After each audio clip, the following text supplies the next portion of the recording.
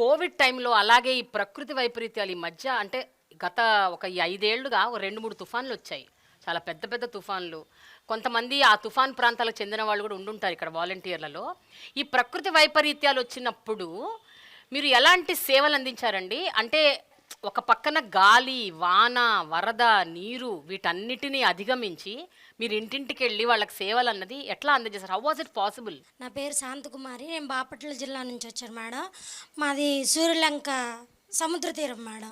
నేను నా తోటి వాలంటీరు ఇంకో ఆమె మేమందరం కలిసి 2 డేస్ మేడం. ఎవరైతే షెల్టర్ ఉంది, తుఫాన్ షెల్టర్ ఉండేది, తుఫాన్ షెల్టర్లో పెట్టేసాం మేడం.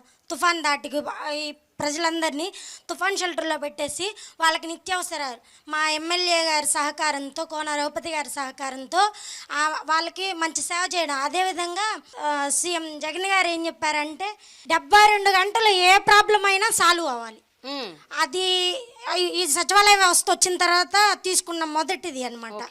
అయితే మా మా మా నైబర్దే మేడం చాలా పూరిళ్ళు, పేదవాళ్ళు, వాళ్ళకి నానే వాళ్ళు లేరు, వాళ్ళ ఫ్యామిలీ ఒక్కతే ఒంటరిది.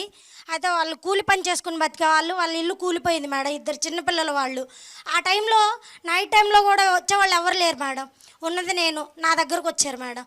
ఇట్లా మా పరిస్థితి ఇలా ఉంది అన్నప్పుడు వాళ్ళకి చెప్పాను, మీకేమి ఇబ్బంది లేదు, మీది పడిపోయిన దానికి మన జగనన్న తోడుగా ఉన్నాడు.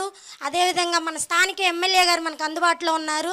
జగనన్న ఇచ్చిన కార్యక్రమంతో ఏదైతే తుఫాన్ వచ్చిందో దానికి వెంటనే చర్యలు తీసుకోమని చెప్పి ఆదేశాలు ఇచ్చారు. మీకు నష్టపరిహారం వెంటనే అందిద్ది. తర్వాత వితిన్ ఒక వారం రోజుల్లో ఆ అమ్మాయి నా దగ్గరకు వచ్చింది. అక్క, నువ్వు సాయం చేసావు కాబట్టి నా అకౌంట్లో డబ్బులు పడినాయి అక్క.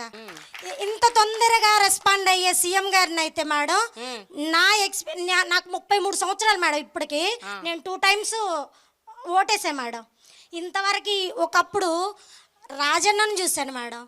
పేదల పాలిట పెన్నిది రాజన్నను చూశాను. అంతకంటే అధికమైన విధంగా పేదల పాలిట పెన్నిది మా జగనన్నను చూస్తున్నాను మేడం. అందుకు నేను చాలా గర్వపడుతున్నాను మేడం.